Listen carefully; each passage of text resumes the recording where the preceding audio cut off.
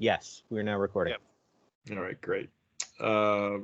This is Wayne Klockow calling the October meeting of the Elementary School Building Committee to order. It looks like we have all of our members here this evening.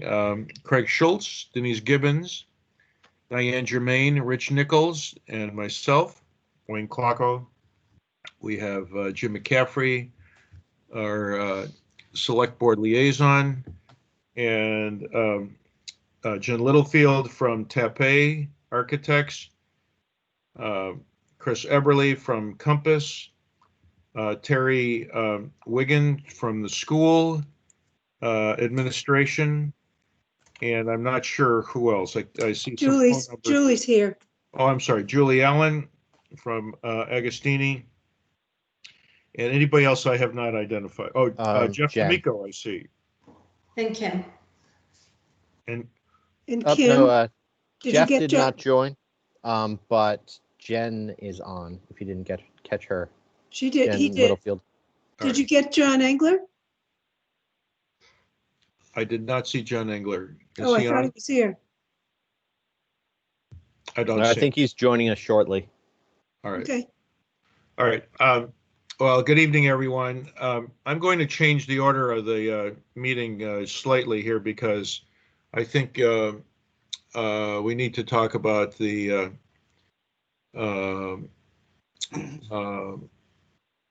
lawn care, the second item with Central Nurseries because I think it affects the item before it, construction progress, punch list, and closeout. So we had a call this afternoon. Chris Eberly, myself, Tim Bonfatti, Jeff D'Amico, regarding the status of the landscaping. I think I don't think our combined conclusion was that the status of the work is not satisfactory. I have some photos if you'd like to just since everybody doesn't have the chance to always be on site. I put together just a couple of my photos from this is a walk that I did yesterday. This is probably the nicest section. It's not to the level that it would need to be established and accepted. This is from the first substantial completion date, so we're probably a year and a half into this grass. So I just sort of show us the other photos that you went through earlier today, because this one is not really exactly the same ones. So this is more typical of what you experience on site. It's tufts of grass, patches of dead earth where the weeds were once existed and have now died. As you walk through, even this is behind the gazebo, and it's the similar conditions. Bare grass. The back hillside behind D-Wing. And I could have picked worse pictures. I tried to be fair in this assessment. Overall, everywhere looks more or less like these photos. All right. So, Chris, what about the dead trees, the items that need to be addressed other than the lawn? So they did send us a plan of trees to be replaced. My understanding is that they cannot complete that work until after the first hard frost because of the process for harvesting the trees from where they're coming from. They've identified. I think we're in the process of identifying the replacements. Is that correct, Julie? No, we've actually already identified them, and they marked them up on that plan, which was sent over. So, Julie, do you know when that work is going to be done? I think it's just weather dependent. I think they're waiting on that first good frost. So it could be another couple of weeks, seeing as, the weather in the next few weeks doesn't look like there's any freeze going on at all. So it could be November sometime. All right.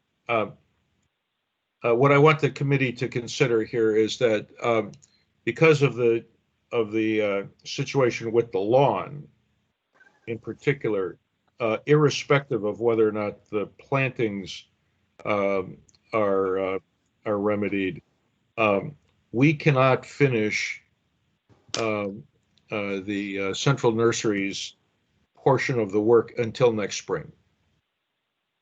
And the problem that creates for us is that we cannot close out this project, which is with the MSBA at least a year-long process until the point in time that we close it out. So we had originally talked about doing it in the fall, and then coronavirus pushed that back. And then we were talking about getting it done in December, possibly January. And now it looks like we're talking about April or May, probably at the earliest. And so not a situation that I'm pleased to be in. I don't believe that any failure on the part of Central Nurseries to complete the work after multiple times of requesting them to complete the work should result in any additional cost to the town, including architects, project managers, or anyone else. I am of the opinion that there is $75,000 or so that has yet been paid on the Central Nurseries project. Is that right, Chris? They have a retainage of $74,000, and I want to say it's $74,005 or in that neighborhood. Everything else under their contract has been paid, correct? Correct. Is my recommendation to the committee that nothing further be paid to Central Nurseries until all work is complete.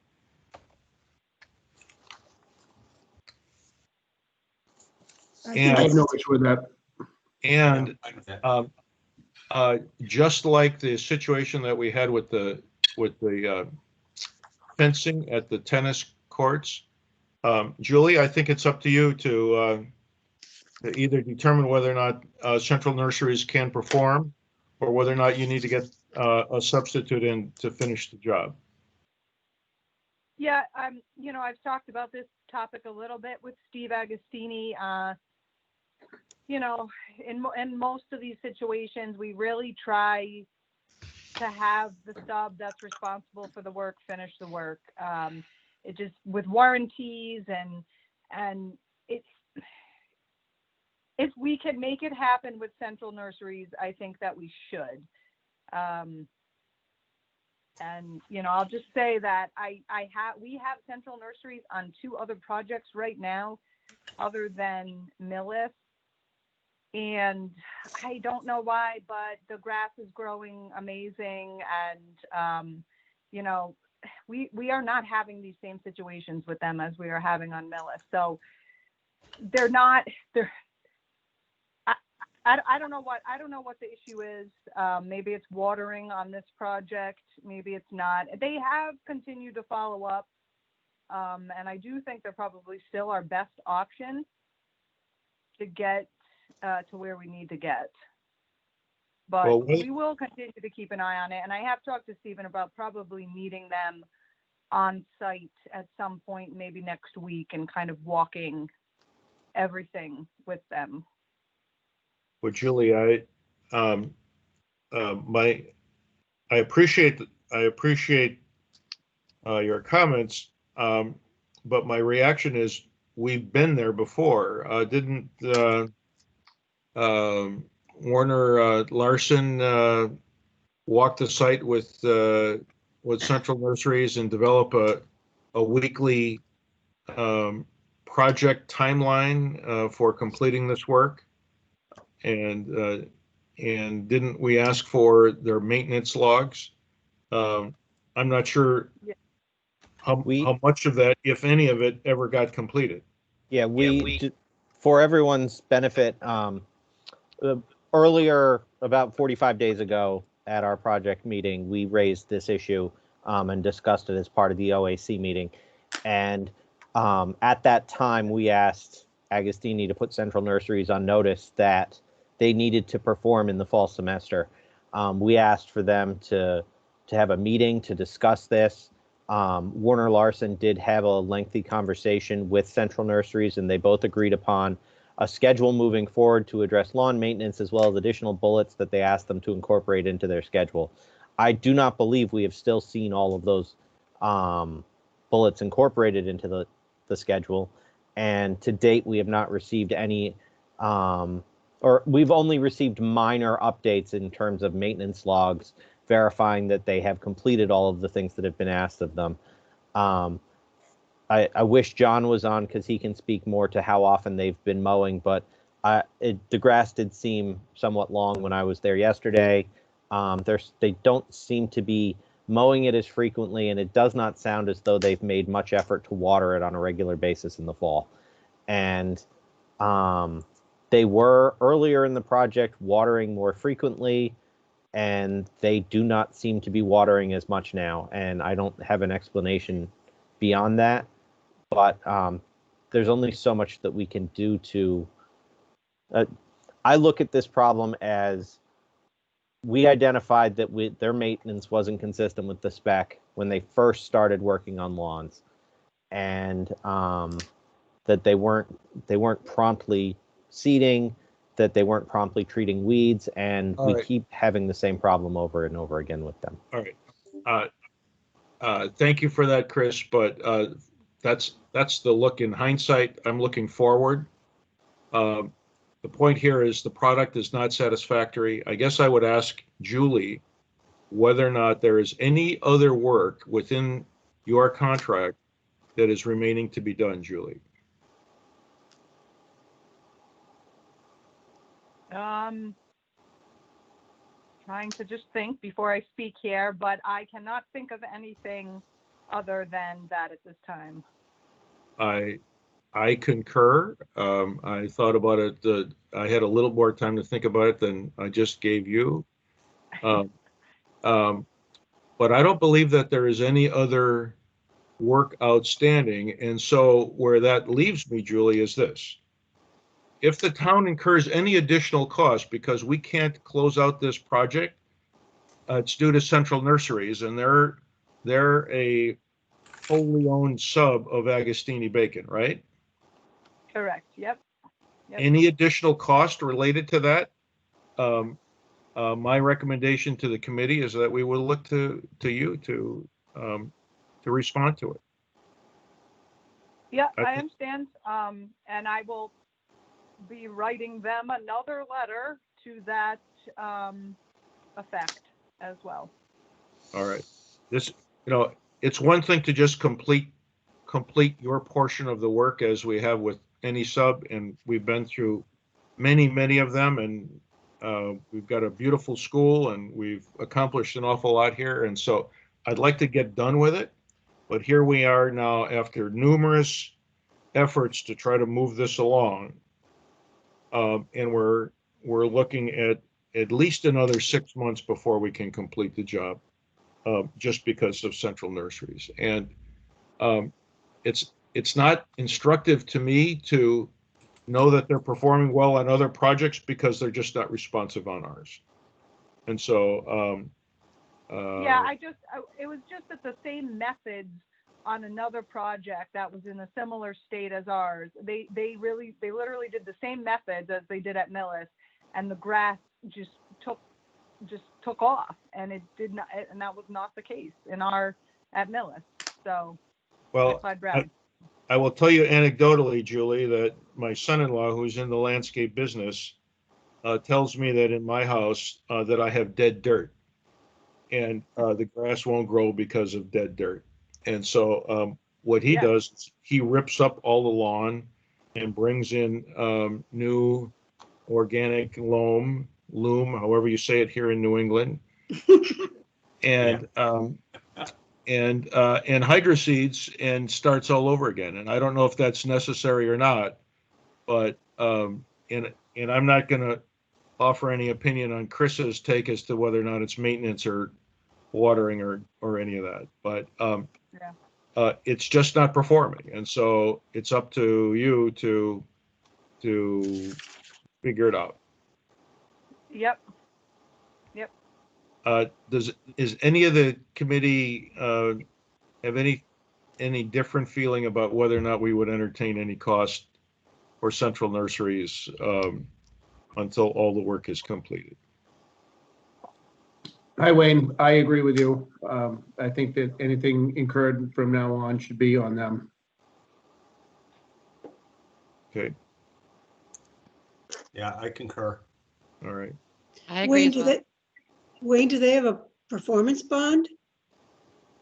I don't know, but they're a sub of Agostini. They're not a filed sub bidder. Okay, So Agostini is responsible for Yep. them. Agostini's got a bond.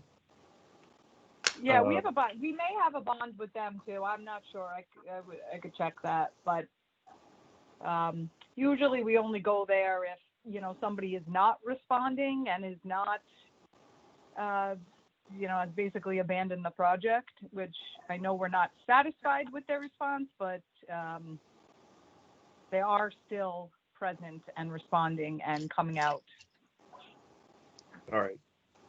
Okay. Wayne, Jim. Wayne? Yeah, could I just ask the school folks, does this have any impact on the education program? Does it have any impact? Certainly No, doesn't help, but I mean. it doesn't I think help. that's what- I think it's frustrating to us because I'm sure it and is. certainly you have a beautiful new school. The building is beautiful. The I guess the hardscapes are beautiful. And certainly the inside is wonderful and educationally sound. And then the landscape, if you will, the grass, the trees, just haven't, you know, they haven't turned muster. And it's very frustrating. And again, I think I've shared with the committee before, I won't belabor the point, being somebody who was trained by a fairly prominent lawn and garden vendor.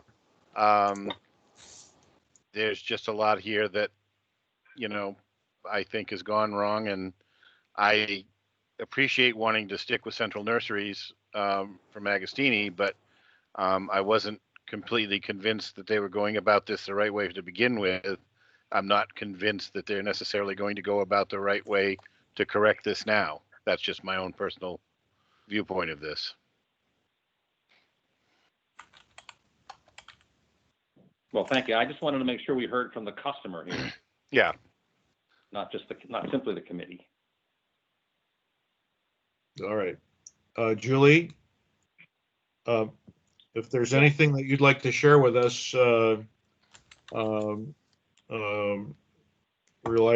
regarding, you know, future dealings with Central Nurseries, please do so. But I think you understand our position. Yep, no, I do, and I will try to keep you in the loop and aware of what's going on as far as maintenance and plan of attack and plan moving forward. But I do think that, you know, I'm going to schedule a meeting with them, and I'll bring Steve Agostini along next week. But I, you know, and see if there's anything that we can change at this point. Obviously, the season is essentially closed with a few minor things, but Right. I will keep you updated. Great, thank you. In relation to, all right, let's move on. Other work that was completed since our last meeting. We did work on the ponding bird baths, if you will, at the tennis/pickleball courts. I understand that's completed. Is that your understanding, Julie? Yep, that is done, and the fence should be all put back in place at this point as well. All right. Have we accepted that? I don't know whose court, I guess, that is to accept it. No pun intended, Julie? That would be in Warner Larson's court to have them come back out and review that all of the punch list items that remained were complete. I think we had talked about that occurring when the lawns were acceptable. So I think that's something that we'll have to touch back on. Jen, can you check, given that we're not going to accept the lawns till the spring, can you check a status of the of Warner Larson and when they could review the punch list? Yep. And confirm with Julie that she's ready for you to review all of the items on the punch list? Sure. Yep. I can do that. Well, I would think just from efficiency, and I know Charlie Hay has made this point a number of times previously, trying to be respectful of people's time, having them come out over and over again. If there are plantings that are going to be done after a frost, and those are to be inspected, then maybe we can do this at that time, so we're not having multiple visits, if that's feasible. Sure, that makes sense. Yeah, we'll talk with Warner Larson and Julie and sort of plan when's the best time for that. All right, great. The vinyl flooring in the main lobby of the hallway of the school has been repaired. I understand there's a difference in sheen finish. Chris,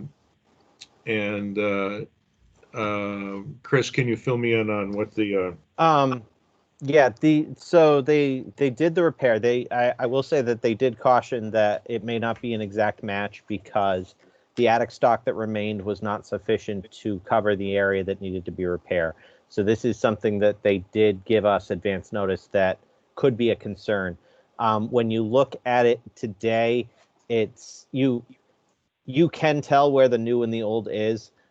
It's possible that over time it could wear, and certainly reoccupying the school is going to put a lot more feet on that floor to make it more uniform. I'm not sure there is a resolution to the sheen issue. When you repair a section of floor, what are we, 6 months after, or 18 months after it was initially installed, and after some of it's been worn away for a year and the other is brand new, you don't always get an exact match. It's sort of part of the nature of floor repair. all right. So are we going to look at it and monitor it? Is that the recommendation? I don't know that there, as it relates to the sheen, I don't know that there's anything that could be done. There was a second issue, which was there was some glue, not spillage, but the floor could have been left cleaner by the installers. I had a conversation with John and with Tana about this. It's possible that now that the school's reoccupied and going to be on a more frequent cleaning schedule, that situation may just be resolved through normal cleaning. I think. Is there anything else for Agostini or their sub to do at this point? What I recommended to John and Tana was that, spend a week cleaning it. If it looks like it's getting better, it's probably not worth the disruption of having Pavilion come back into the school, especially since you just reoccupied it with all your new COVID rules. If you spend a week cleaning it and it's no better, then we need to talk to the vendor about coming back in. Okay, so we'll mark this for follow-up at our next construction meeting then. Correct. All right, thank you. The radon work is complete? Hey, Wayne? Yep. Yeah, can I just add to that? So I agree with Chris about the discussion that that we agreed that when you put it down, that it would not possibly match. And I know what Chris is mentioning as far as, with it being a newer piece compared to an older piece. If you look at this, and hopefully you can swing by at some point, we can make arrangements for you to take a peek at it as well, or maybe Rich.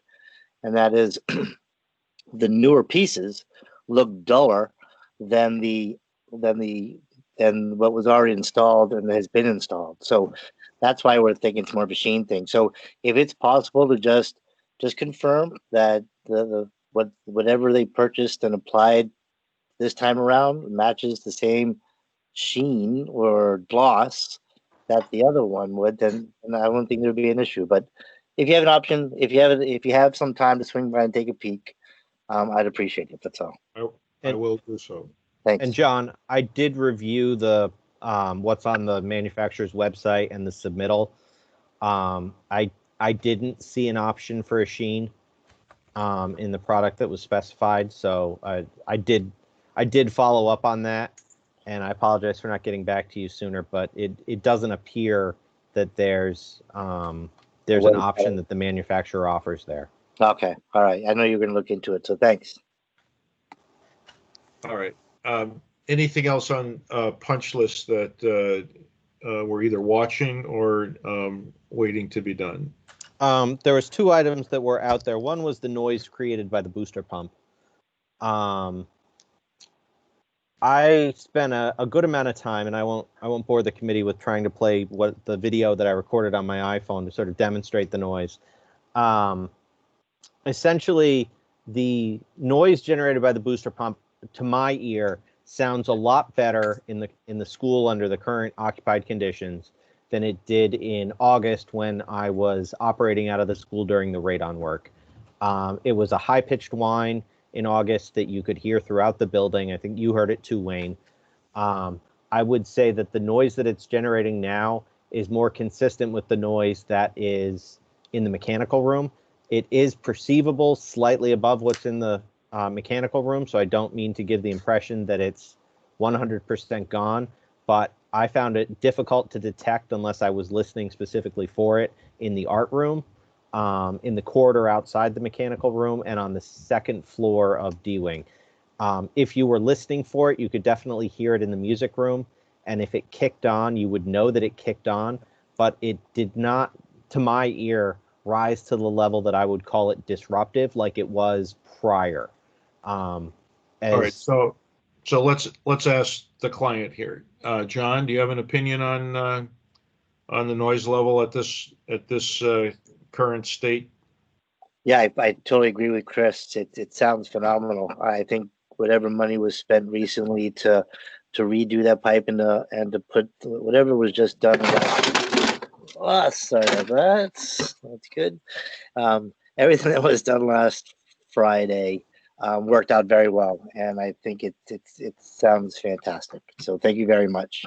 So if we moved the check valve to the suction side of the pump, did that limit the amount of surging that the pump was doing before we changed the valve? The minimal amount of time that I've spent, Chris, I'm not quite sure if you were focusing on that at all. I did hear it running at a consistent basis, but like how you said, it wasn't hitting its high peak and going up and down like a yo-yo. I'm not an expert on it, so anything I say would be speculating. It didn't get to like the full ramped level that it appeared to before. And I'm not sure if they modified something beyond moving the check valve, whether they changed the ramp up time or the speed so that it didn't have to go full bore every time it kicked on. The only observation that I'd add to that is that because the building is fully occupied now, whereas before it was vacant, the way those booster pumps work is that they have a low set point and a high set point, and the low set point turns the pump on and the high set point turns the pump off. In an occupied state, when the pressure drops from water use, the water's typically still being used because it's a lot more people in the building.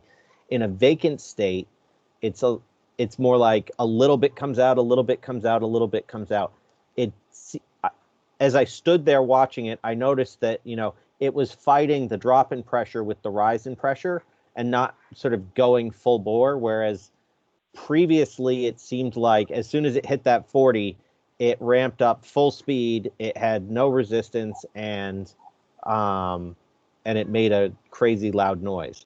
And so I think the combination of the check valve and also the building being occupied both probably helped the situation. Okay. Thank you. So the only, as I understand it then, John being the client here, there's nothing for us to do at this point? Yes, and one thing I do want to check on, and I'll confirm with Chris, and that is the time that they came out before they did the work, they kicked the pressure, they kicked the percentage down to 50%. It was at 60%. So I just want to, I'll touch base with MD Kenny and just confirm that it should be at that correct percentage that they had set before this work was done. All They right. do know it was kicked down. So, but I'll follow up with MD Kenny on that one, unless if Julie knows. Sorry, John, I don't. No problem. I will. Just a guess. Just an offer. Well, the only remaining option for us that I'm aware of at this point would be is if the noise is unacceptable, is to do the thing that we're reluctant to do, which is to build a sound enclosure.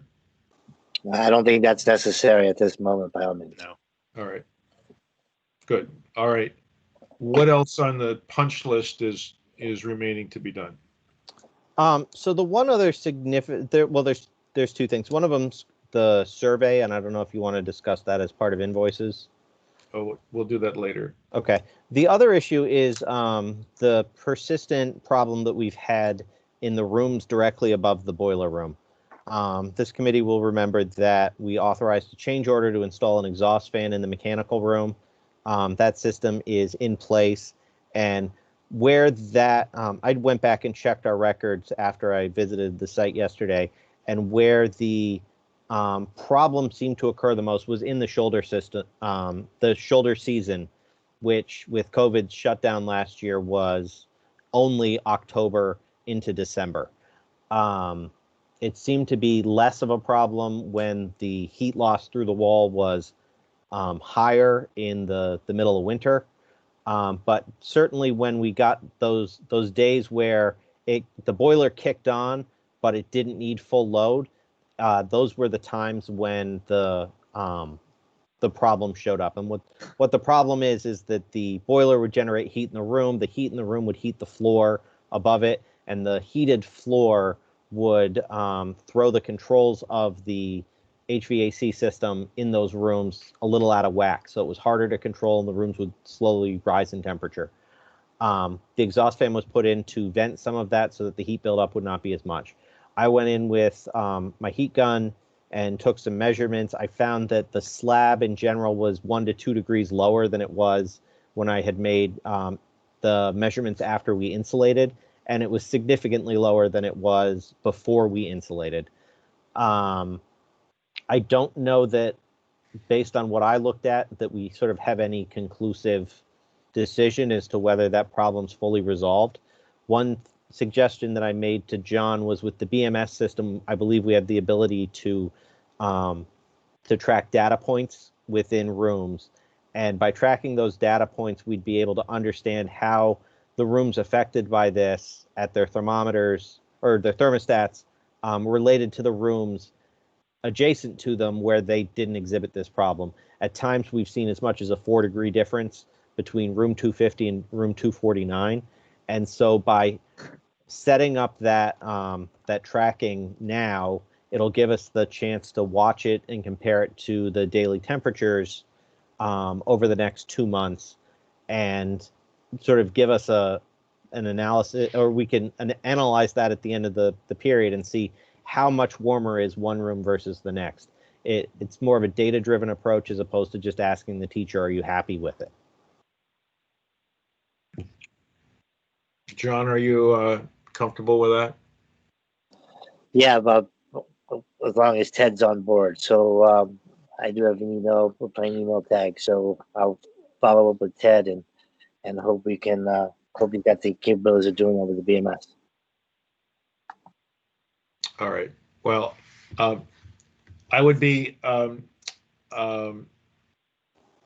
unhappy, I guess is the right way to say it, that we spent what, $30-some thousand installing a positive ventilation system in the boiler room to vent the excess heat from there, to prevent it from radiating into the rooms above. If your suggestion is we don't know if that was sufficient, I would have liked to have known that before we spent that money.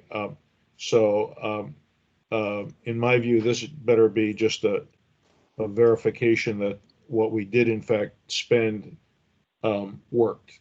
I did ask the teacher, and her windows were open at the time. It was, I think, a 60-degree day, and she didn't complain of any excess heat. But I think we're early in the year. Looking back at the dates, I think that the first time that this was brought to our attention was October 11th, where we really looked at it intensely was into November, and we didn't insulate until, I believe, early December. So we're still early in the year for evaluating whether this is solved. That's the message that I'm conveying to the committee. I think trending the data will make it easier to verify that it was solved. And if it's something that we can easily do, I don't see a reason not to. But my takeaway from yesterday was that I think it's still too early to make a decision that we can affirmatively say that problem is solved. And Yeah. also, just for the record, it was $13,000, which is still a lot of money to spend on an exhaust system. But I just want to make sure that the committee understands what we've spent to date on that problem. Then I stand corrected. My understanding was that change order was more than that. All right. The only difference, though, Chris, with those readings is that we're in, again, COVID. So we have the systems running differently where we're bringing in 100% fresh air, overriding the system, flushing the system 2 hours before and 2 hours after. So, but I know it's a floor. The floor is the issue, and that's where we felt that the heat was. Again, that's where the heat's generating from. So, but yeah, I agree with Chris. I think it's too early because the boilers aren't running on a consistent basis. We're not getting to that point where it's getting too it's cold in the morning and warm in the afternoon. So we're getting there. Yeah, the boiler was at 123 degrees when I was there. I dug out the measurements that I had from November of last year, or October of last year and December of last year. It looked like we were, after insulating and checking those temperatures, it looked like we were 1 to 2 degrees lower, both in terms of shooting the floor from the underside and also shooting the floor from within room 250. So Okay. there is a noticeable effect. It's hard to evaluate because we're early in the year. Okay. Is there any other work going on or that needs to be done?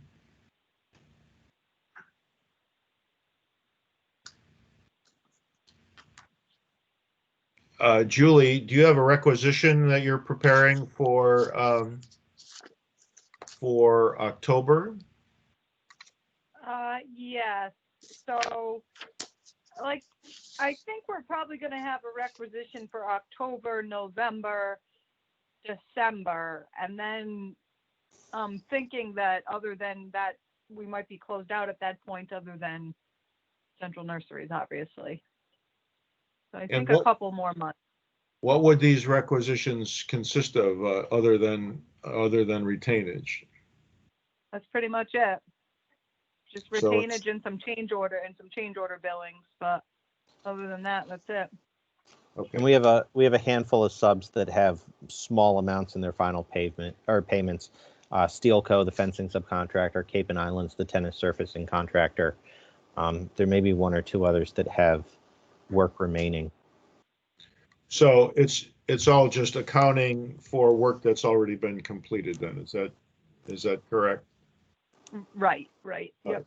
In terms of the overall budget to the project, do you see any reason for us to be spending additional funds not already committed? So I just have a few Griffin Electric change orders that I'm trying to work out with them. I know we had discussed this a little bit previously, but they have some open items. Again, it might amount to $20,000 at the most, but we've rejected these items in the past from them, but now they are coming back and saying, no, these really should be legitimate. So we're kind of having a conversation with them. I don't think it'll really go anywhere, but just, full disclosure, that's really the only thing I have hanging out there as far as additional costs right now. Anybody else that you have change orders that are in dispute? No, I don't think so. And nobody's asked for direct payment, is that correct? Correct, yeah. Would you expect Griffin to do that? I don't think so. I mean, Griffin's a little bit unpredictable with that stuff, but no, I think we're in pretty good shape with Griffin, and they're going to want to discuss these change orders a little further, but I'm sure we'll be able to work it out with them. Well, that's a good segue. Thank you. So that's a good segue because I want to talk about the overall project cost. And I know Chris Eberly was on a call with the town accountant regarding bonding or Future bonding. Future bonding. Our position here, based on the work that's been completed to date, is unchanged. Conservatively, we believe that we are $3.5 million under budget at a minimum, and with the potential that it could be greater than that. So I think that's something that we can, in fact, go public with to the extent that this meeting would require, or this news would require, further disclosure to the town.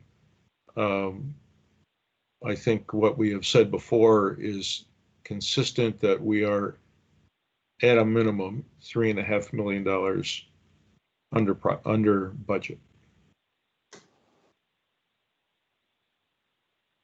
And the only thing that I would add to that, just to clarify for the committee, Wayne, the budget, I always get the name of it wrong.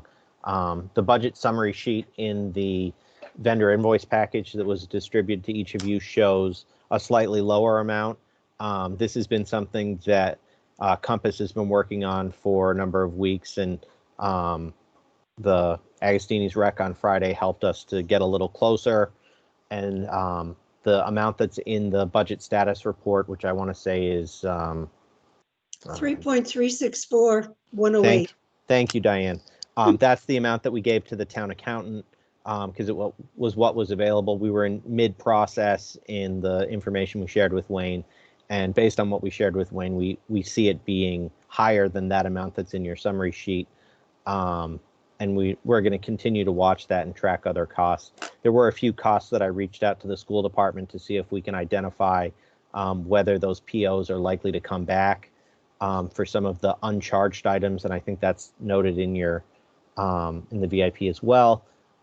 So I'll continue to work with Terry and his team to make sure that anything that's on the rolls right now that we're tracking as an open PO is resolved. And that'll another factor that will bump that up. Okay, all right. So Jim McCaffrey, is that sufficient for your purposes?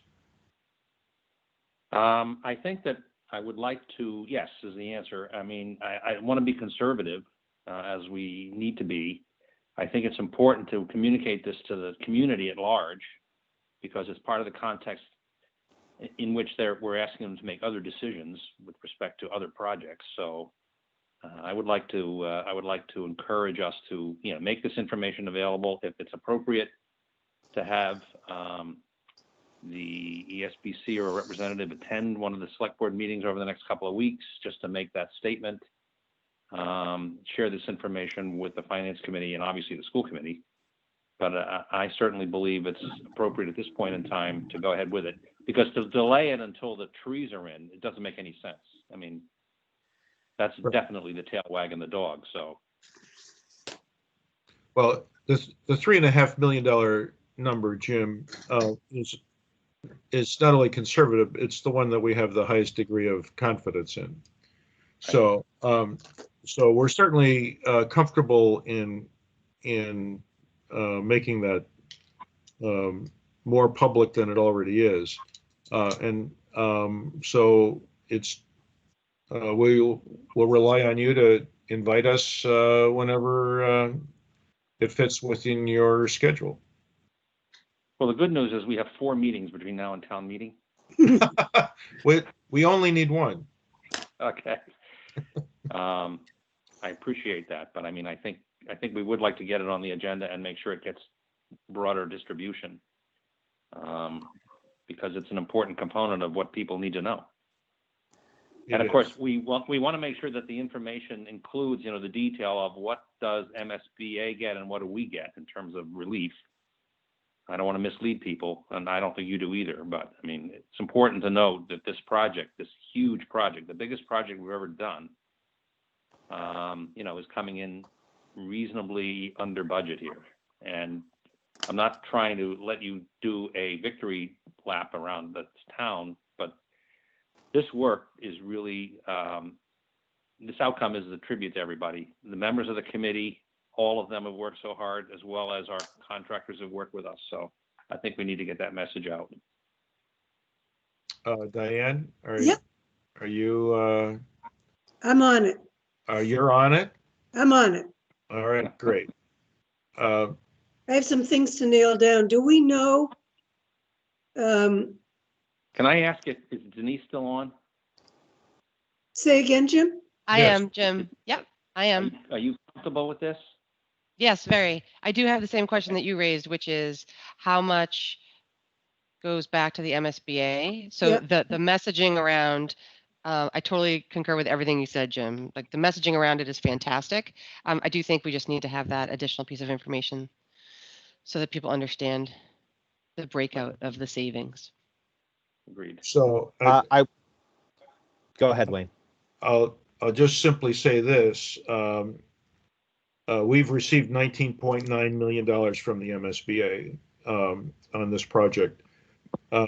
That money has been made according to their rules of contribution. Most of what we are spending now exceeds the caps on those amounts.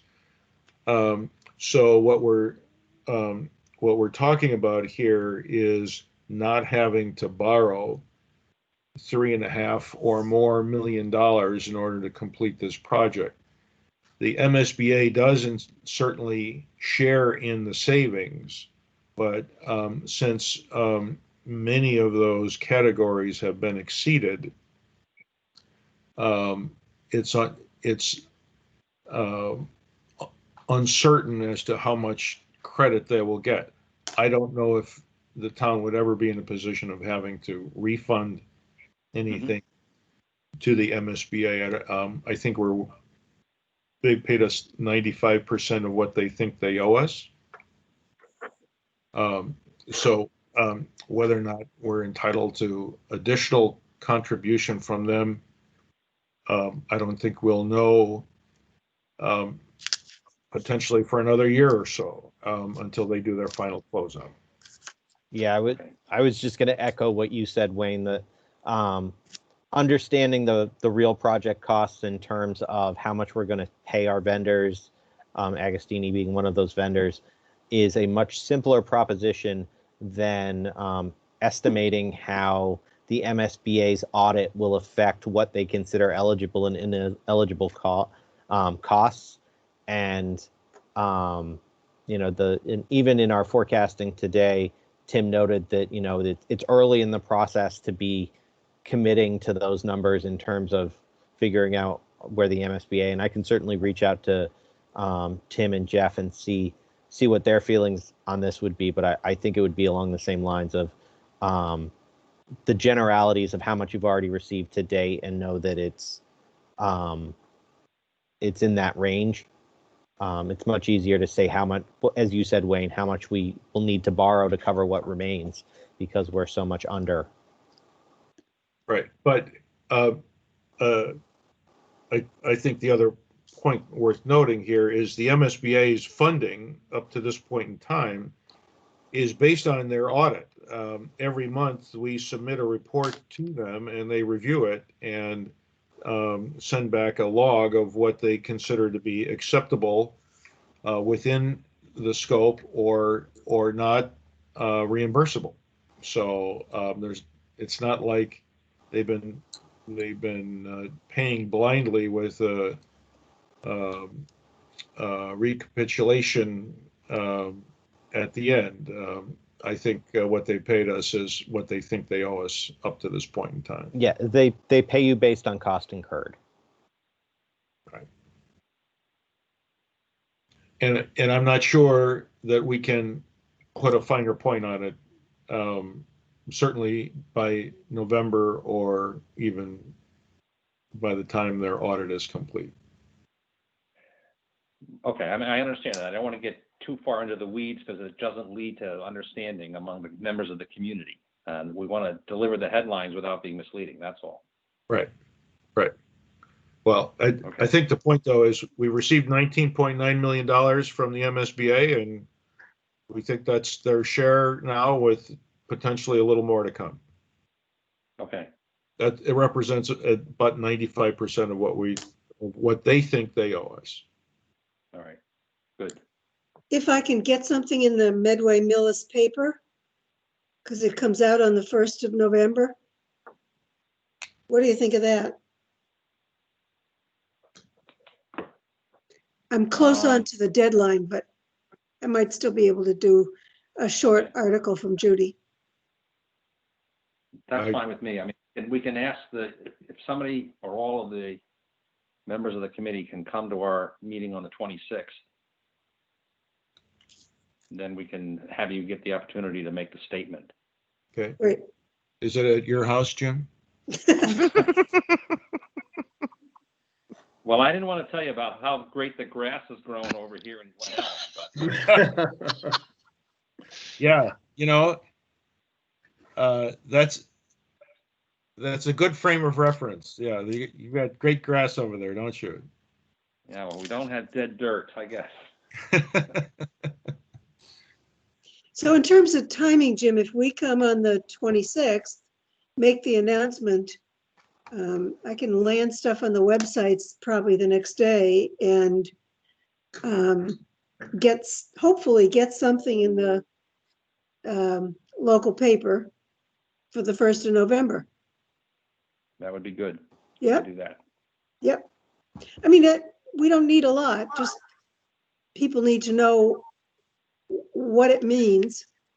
And I think we have to just let them know they're not getting money back, but they're not being charged more either. Right. Right.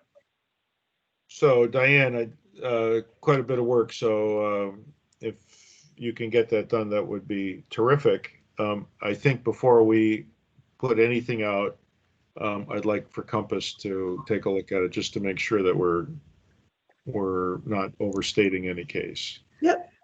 All right, great. We can do that. All right. Anything else on communication? All right, let's talk about CHIPS. That's a related item. Certainly relates to MSBA reimbursement. Where do we stand with CHIPS? Jen, do you want to take this one? Yep, sure. So we got only 2 comments from the reviewers about a month ago. We responded to one of the 2 comments, and I'm still waiting for Agostini to send us an updated inventory, and John needs to send me a letter. And then I think at that point we'll be able to just respond fully and be completely set with what we need to do. So I think we're really very close. We're almost there as far as wrapping that up. So Jen, these 2 remaining items, does that involve any work to be done, or is this just documentation? Yeah, it's just a matter of documentation at this point. We don't need to do anything else to the building or anything, if that's what you're asking. Right. Yeah. Okay. It's just, crossing our T's, dotting our I's, responding to the two comments that they asked a question about. But I think we should be all set. Okay, great.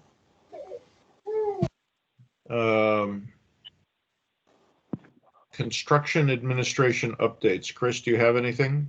Let me see if we covered everything. I don't know if you got my text before the meeting. We discussed on Friday the certificate of substantial completion. I don't know if that's premature to discuss today. I've not seen the text, and Okay. and I've not seen the document. I think I sent you a note last week. When you send some of your documents, they come out as windmail DAT documents, which Okay, I'll can't be opened. So if you would send that to me, I'd appreciate it. yeah, I'll resend that.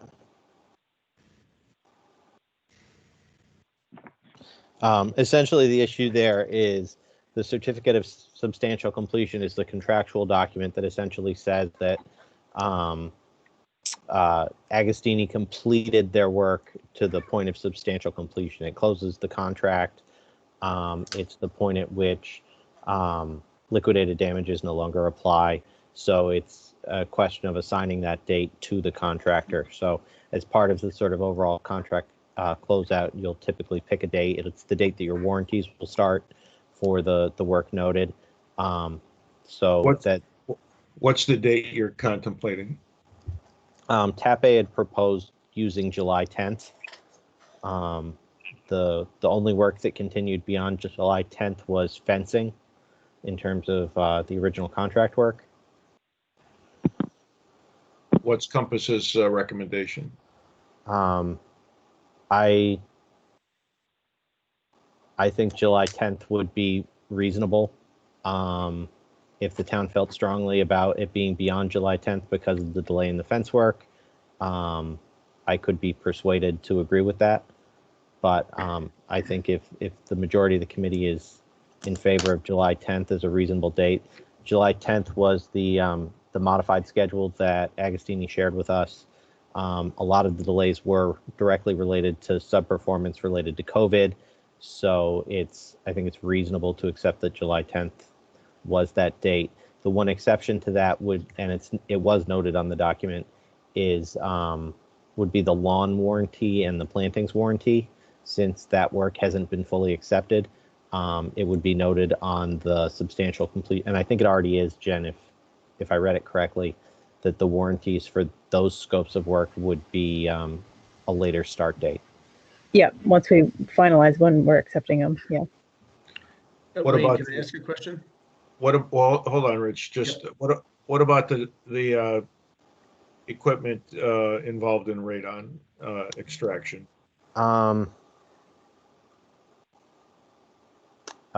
Potentially, a warranty specific to that equipment would begin when that work was complete. I don't have that date in front of me, but it was sometime around the middle to second half of August. So, and that could certainly be noted as separate, but that again was change order work. So I think the change order was agreed to days before. I think it was the June meeting that we agreed to that. So that would have been 20 days before the substantial completion date. And that's sort of its own animal. Well, with those noted exceptions, I'm sorry, Richard, why don't you go ahead? Yeah, I was actually going to follow up on the water booster also, because I would consider the radon and the water booster as part of the completion of the overall project. The project, we needed to have those things completed to make that a workable building. So I understand the minutia of their contract work, but these change orders made the building so it's functioning. So I would say that I'd like to push that date out, and I'd like to pick up those two items. That's a lot of money for both of them.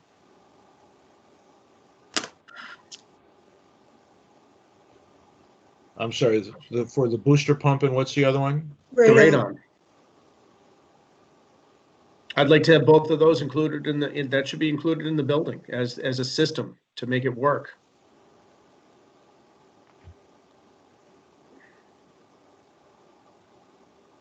All right, then it'll be up to Jen and to Compass to give us their recommendation. I think that makes good sense, Rich.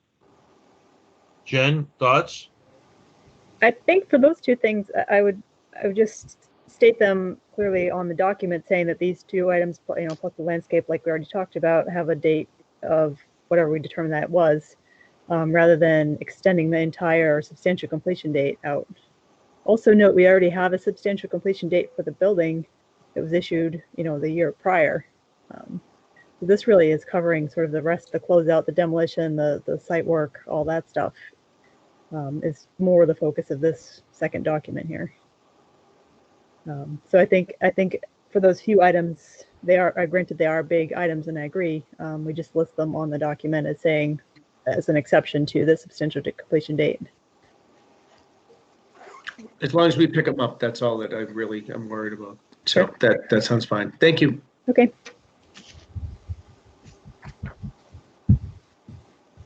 Okay. Then let's talk about change orders.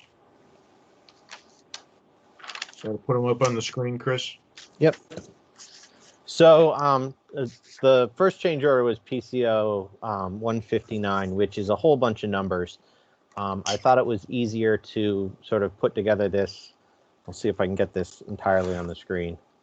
I thought it was a little easier to sort of put together this little chart that explains where we are in terms of remaining items that are allowances, holds, or what Agostini describes in the change order as placeholders. So if the contract ended today and there were no additional costs beyond what's already committed and in front of you, you'd get $494,289 back. PCO 159 is $1,030,513. Out of that, I'm sorry, you would get. Let me start over. I misspoke. PCO 159 is $1 million, 30,513 and 70 cents, which is unused contingency, allowances, and placeholders that are within the existing contract. This is money that was set aside for certain purposes as part of the GMP and was not used. In reconciling those amounts, there's an additional $165,000 that Agostini requested to hold, which is a reasonable approach for any additional costs that may come up as we're closing out the project. Of that, it's $100,000 in contingency, $42,088 in allowances, and $23,637 in placeholders. If the project were to end today, you would get that $165,000 back as an additional credit. In addition to that, as we reviewed this change order, we identified additional allowances under allowances, holds, and also excess money in the bond under general requirements. And general requirements are another portion of the schedule of values that covers a lot of the stuff that Agostini self-performs or subs out to their contractors. And so there's additional money there that totals $328,563 that will be credited at a future date. If both the money held as noted in PCO 159 and those other credits were, if the contract was closed out today, what would be due to you would be an additional $494,289.69 in unused contract funds. And so this isn't money that they give you, but what it does is it takes the total cost of work that appears in the requisition and it lowers it by that amount. So in the requisition that's before you tonight, we've already credited as part of change order 36, which hasn't been approved by the town, but because these values are not in dispute, they're essentially checking off that we're getting this back and we're getting this back. We thought it would expedite closeout to include them in the rec that you're voting on tonight. you'd be getting the first phase of this, which is the 1,030,513 that's in PCO 159. So we wanted to make you aware that while PCO 159 shows certain items that are not being credited at this time, we are aware of that 494,000 that's still out there. And should there be no additional costs, we would get that back at closeout. The other PCO is 160, and this is a much simpler credit, which is the Northeast Interior Systems, which is the case goods provider, had an allowance of $10,000 written into their contract when the contract was bought out. They didn't spend it, so we're getting it back, and that's coming off the top line. So in total, it's two change orders that total 1 million. Make sure I get my number right. Is there a reason why you kept that 10,000 separate from the one change of PCO 159? Because it affects a different contractor. This is coming back from Agostini, and I had my number wrong here. Julie, do you know why my number is wrong? Which one? The 125 versus 130. Was it revised? No. I don't think so. Hold on.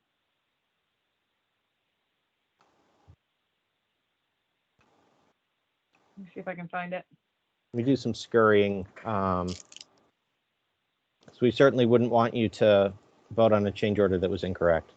So this is money that was budgeted but not charged, correct? It was included in the GMP amount. So the GMP is the Yeah. guaranteed maximum price, Right. and it assumes certain allowances that will or will not be spent. They had like a concrete pad that we ended up not needing, so that they didn't do it, so we get that money credited back. I went through and read it all. It's a bunch of unused allowances. So they put placeholders in. They ended up not using either some or all of the money, and we get whatever wasn't spent back. And so this is part of, this is $1 million plus another potential $500,000, which will be part of the 3.5 or more that constitutes the amount under the budget. And I apologize for that little snafu there. I'm confident in Julie's amount here. It matches the original thing that I vetted against the change order. So I'll fix my spreadsheet for the next time I show it to you guys. But this, I have a typo here. It's not Julie's error. So 1,025,513 is the correct number.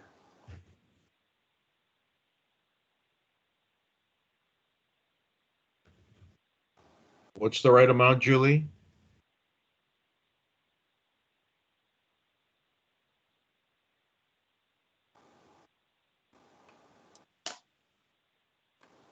Julie?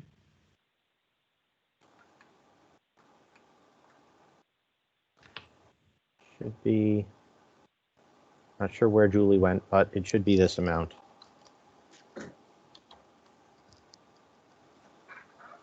Oh, sorry guys, I was on mute. Yeah, Chris's number is right. Yep, the one he just said, was it the 120?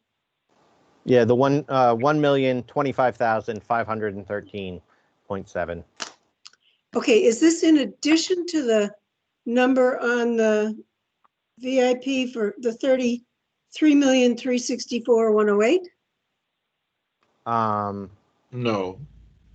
So the VIP include, this is probably where the 1,035,000 that we're identifying in the VIP as change order 36 is PCO 159 plus 160. So 160 is for $10,000. 159 is for 1,025,513.70. So the VIP is the sum of those two credits.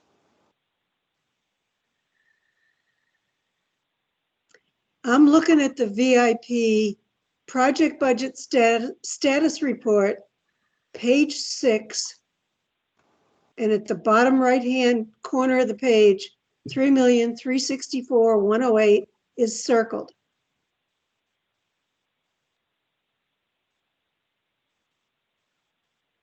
I mean this. Hang on. Right. Right. This Yep. is a different. So this is our projections column. Mhm. And Okay. per the earlier discussion, this projection takes into account money that's coming that we think will come back, but that hasn't come back yet. Okay. So, you know, where this is our projection that these are the expected additional expenditures. These are the potential new expenditures that could come up. And that we sum that out to arrive at our estimate of how far above or below budget will be. So this is our projection of where we'll be in the overall budget at the end of the day. So 3,364,000 under budget. As we discussed earlier, based on the conversation Wayne and I had earlier today with Tim and Jeff, that we think that will be a little bit higher at a minimum of 3.5 million. And that's unrelated to the change order that we're voting on today. The change order that we're voting on today, it does appear in the VIP because of sort of the way that we did it as change order 36, which is this $1,035,513.70. And what that does is it lowers the total commitment that we have to Agostini. It's so the change order, it's a different calculation, Diane, but it's Yes. part of the amount under budget. Yeah, okay. I And that would be a thought we credit. were adding it, sorry, I thought we were adding it on. No, Okay, It's already this change. Your acceptance of this change order to expedite things is already reflected in the VIP that you received. so is this two change orders or one? Two. It's two PCOs that will both be change order 36. right. It's the 10,000 plus the 1,025,000, blah, blah, blah, right? 513.70. Yeah. I would entertain a motion to approve change order number 36. I make a motion that we approve change order number 36 for the amount of $1,035,513.70. Second. It's been moved and seconded. Any discussion? And Rick that would be a Schultz. credit. That would be a credit, correct? It is a credit change order. That Yeah, that I is, just want to make that noted. Thank you. Got me Craig excited Schultz. for a second, Rich. Yeah. settle down, Julie. Oh, okay, sorry. And you don't get a vote either, Julie. Oh, all right. So I thought by now I might get a vote, but I guess not. Yeah. Maybe our last meeting. Okay, you'll just humor me, will you? There you go. Craig, how do you vote? Aye. Denise, how do you vote? Aye. Diane, how do you vote? Aye. Rich Nichols, how do you vote? Aye. Wayne Klockow votes aye. Motion carries unanimously. All right. Any other change orders? It was just those two this week or this month. All right. So we have some invoices to process. Correct. Kim? Wayne? Yep. Jim. Isn't this the time where you invite those who aren't going to vote to sign off? No, Jim, we've done away with that policy. Okay. Depends on what you're serving at the meeting. So long, folks. Good Thank you. night, Jim. Hi, Jim. All right. And Jen or Julie, I think if you'd like to sign off. Wayne, the one item that we might, sorry, Julie, that we might want to include Julie on would be the survey discussion. But the price is the price. I'm not sure. Julie, do you have anything to offer? I see that you got it amended so that it included the items that Jeff D'Amico spoke about. Right. Right. Yeah. No, I mean, it's pretty straightforward. So. So the issue before the committee is whether or not we want to expend $37,000 to have a complete survey done of the project for the town's future use. I guess I would start with Rich as part of the planning board, and I know Jim McKay is not here, but it would seem to me that there would be value in the town having a fully up-to-date survey of the project for its future reference. I think this is just good practice. It's an investment for the future, and I think will come in handy in the event that we contemplate any additional work in town, whether or not it's maintenance or new construction.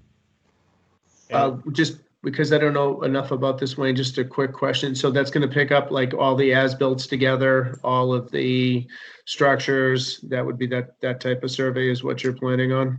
So the specifications required a project survey, which would be a land survey of the project as a whole. I believe it incorporates the as-built, Julie. Yeah, right. Like, so already owned in the contract documents and owned in some subcontractors' contracts is what Rich is talking about, which is all the utilities, the underground utilities. So that would actually be separate from this. That's done by the site work contractor, Dorenzo, because they installed it. This is like, you know, it does everything from, it does your parking areas, to your grading, to your plantings even, you know, it's very detailed, but it's on the surface really versus underneath and in the walls. That's all separate. It would capture the work that's been done from a topography standpoint, as well as the additional work that was done for fencing and locations of things. If you were going to do a future project in the area, it would be of value to you. The Agostini's GMP included a $10,000 line item for it, but it was not bought out by any specific contractor. So the $37,000 is the price to do that work. Because you're getting it all back, it's either $37,000 you spend or you get back. But in terms of, there's $10,000 allotted in the GMP to go towards this. So this is in addition to the as-builts. Correct. Right. But the as-builts don't deal with the topography, the grading, the site structures that were built, the site lighting locations from an exact perspective. This would be sending out a survey crew for, I want to say it was like 2 weeks, and they would go through and do what they do to locate all of this stuff on the site. Chris, can I ask a question? So going back to the beginning here, so all the lot lines are clearly defined on this, correct? I believe so. I think that was, you know, that predates my involvement in the project. But no, I don't see the topography in my mind. That sounds really good, and it would be nice to know where every bump was and where the light poles were. You know, I just, you know, 2 weeks of surveying the land. I mean, if it was going to show the utilities on the plan, that would mean something to me. If it was going to show the drainage, that would mean something to me. The overall topography in the light structures, personally to me, I really don't see the you know, the need for that. And you know, Wayne, you can have a different opinion or bring up your thought on that, but you know, I don't see what great value that would be in the future to know the layout of the land. I'd be more interested in the structures underneath, the drainage, I mean, all that stuff, than I would of what the land looks like. That's my personal opinion. But doesn't that stuff show in the as-built, Rich?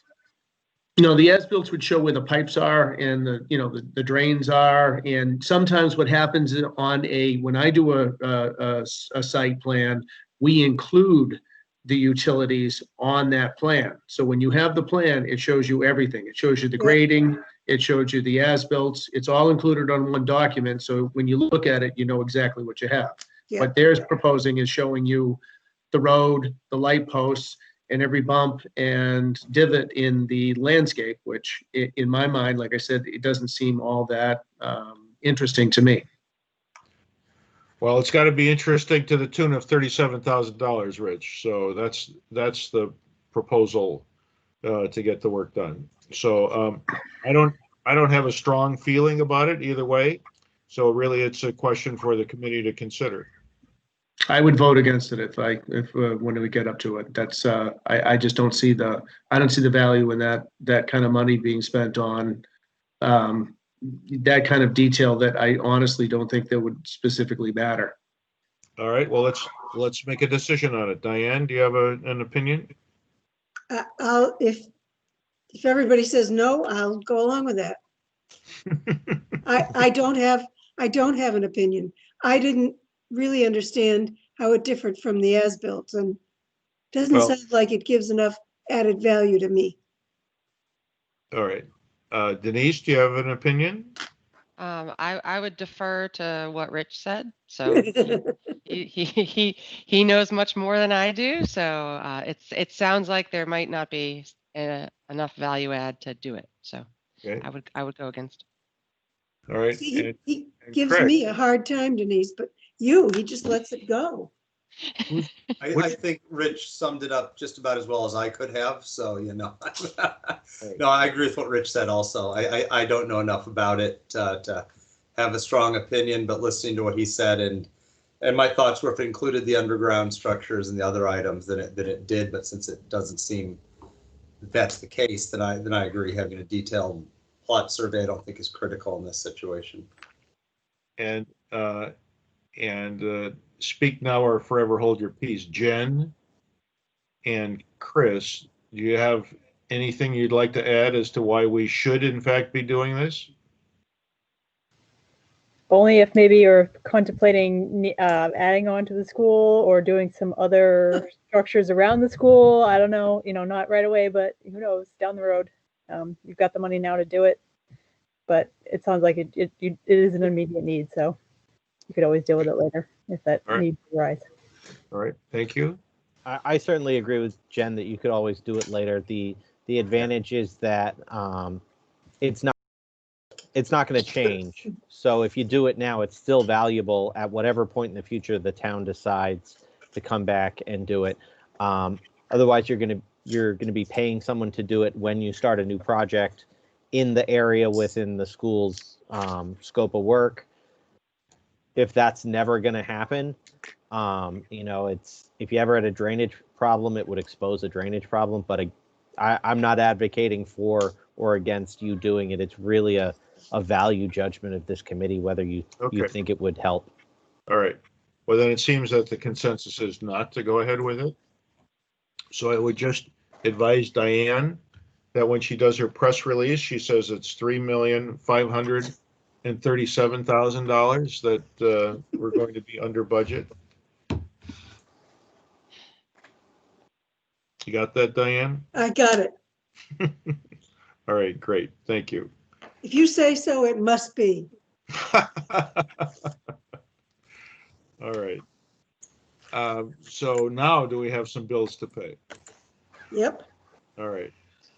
Who's driving? We do. I'm going to let Chris drive probably because he has more to say about them than I do. The one thing I do want to say, he has Compass up there, and again, it's showing an invoice due, a past invoice due, but I did confirm again that has already been paid, and that's due to the fact that we have our meeting so late in the month.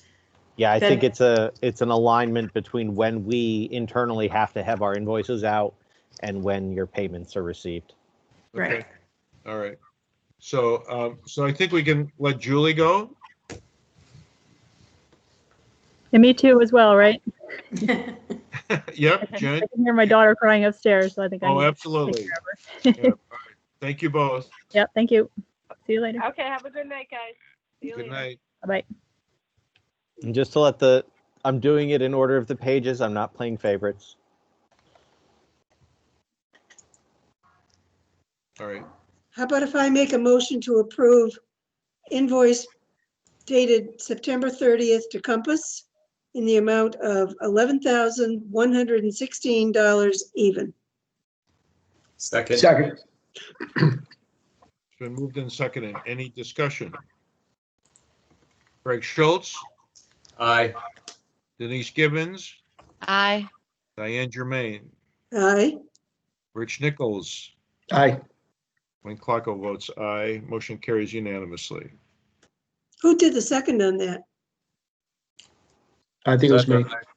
I wrote Rich because I heard him louder than whoever the other one was. That was me. That's the advantage of Right, being you gotta deaf. speak up if you want to second a motion. I'm seconding the next one, just to be clear. Okay. That makes I'll it mute. easy. Okay, I make a motion to pay Tapei Architects an invoice dated September 30th in the amount of $9,065.45. Second. Good work. Nicely done. Yeah. Thank you. Craig Schultz, Aye. Denise Gibbons, Aye. Diane Germain, Aye. Rich Nichols, Aye. Wayne Clarko votes aye. Motion carries unanimously. Okay, somebody can do the last two. So just a note on GZA's invoice, this was available at the last meeting, but we had not reviewed it. We did review it with, after that fact, and recognized that they had slightly overbilled. So they're showing what they called a professional courtesy credit, but really it's just remaining within their original proposal. They had, the previous bill had been for $127.09 more than their combined proposals, and when we notified them of that, they apologized for the error and promptly corrected it. Well, apparently they're extending to us a professional courtesy credit. So. All right. I make a motion that we approve the bill for GZA dated September 9th for the amount of $807.07. Second. It's been moved and seconded. Craig Schultz, Aye. Denise Gibbons, Aye. Diane Germain, Aye. Rich Nichols, Aye. Wayne Clarko votes aye. Motion carries unanimously. And finally, of Agostini, so the credits sort of come off the, they become this net change by change order, which is cumulative. So you can see this took into account 33, 34, 35, and This one is 36. and 36 and the previous change orders from the previous months. So you see the net change at this point is down 439 versus what your original construction sum Bless was. The 185,635 includes what will become change order 36, and it also includes retainage to New England Interior Systems, as well as the contractors related to the radon, except NB Kenny. We, after discussion with Wayne, we're holding NB Kenny's retainage related to the exhaust fan in the mechanical room and the radon system until we can verify that the exhaust fan is working properly. And the booster pump. And the booster pump, although I thought, well, yeah, and the booster pump. Okay. Okay, somebody. I can't see it. I could read it if you blew it up a little bit. Sorry. 185. Same. Well, then if you can read it, you can say it. It's giant on my screen. There we go. All right, I can see that. Thank you. All right, I make a motion that we pay Augustini Bacon the amount of $185,635.15 for work performed in the month of September. Second. Second. Third. Craig Schultz. Two-thirds. Craig, how do you vote? Aye. Denise Gibbons, Aye. Diane Germain, Aye. Rich Nichols, Aye. Wayne Clocko votes aye. Motion carries unanimously. Is that it? That's it. I believe that's it. All right. Thank you, Chris. We have minutes to approve. We have minutes from, yes, September 22nd. I make a motion that we approve the September 22nd meeting minutes as submitted. Second. It's been moved and seconded. Any discussion? Craig Schultz, Aye. Denise Gibbons, Aye. Diane Germain, Aye. Rich Nichols, Aye. Wayne Clocko votes aye. Motion carries unanimously. All right, so I think the only thing we need to do now is schedule our next meeting. Yeah, I'm just gonna grab my phone 1 minute. Wayne, do we need to confirm with Jim the 26th? I don't want to start triggering stuff and, No, I think that's a firm invitation. okay. All right, sorry. So that'd be the month of November. Right. Planning board is on the 10th.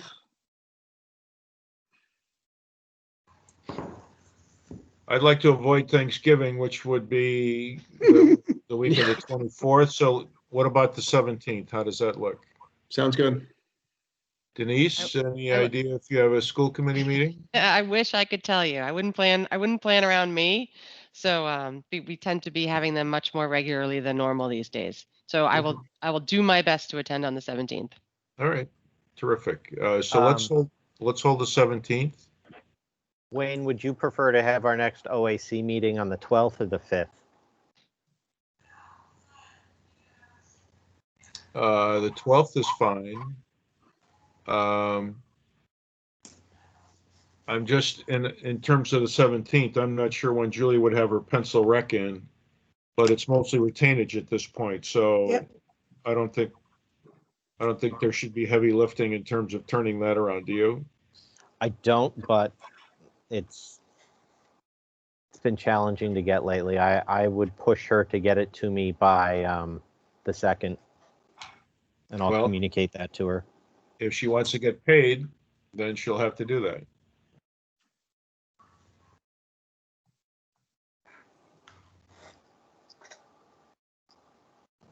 All right, our next meeting will be on the 17th then. All right, everybody. Anything else that we need to consider? Yeah, Wayne, I just want to bring up, we did a special meeting for the planning board and we had a naked Zoom bomber at the meeting. So I would like to propose that we have that at our meeting to liven things up. I've heard you can rent a goat. Rent a Naked- goat? You got Did naked. someone just say rent a Zoom, goat? Rich? Yeah, we had a naked Zoom bomber on our meeting. So I think we should get one of those to our meetings just to liven things up. Really? There are good. services that like Stop there, farms- Chris. I don't know where this is. Wait, I know. We're still recording. farms will Was farms that a will- voting member, Rich? I don't think, well, he might have wanted to be a voting member, but I don't even want to go down that road. Thank you. There are so many questions to ask there. there are farms that have realized that they can increase their revenue by offering farm animals to join your Zoom meetings. So you pay for the service, and when you sign into the call, one of the attendees will be a goat. Well, that's definitely a voting member then. We have All right, goats well, at thank you. Boyson Farm. I can see if I can book one for us. I must say my mind does wander at these prospects. You know, the meeting wasn't all that long. You guys are losing it much earlier now. True. Well, thank you, everyone. Thank you. Thanks, everybody. Thank Take you. Terry, do you care. have a Bye. second? Take care. Good night. Night. Good night. Terry, do you have a second? I do. All right. If you just want to hold on for a second. I do. Yeah, because I can answer some questions for you, I think. Stop our recording.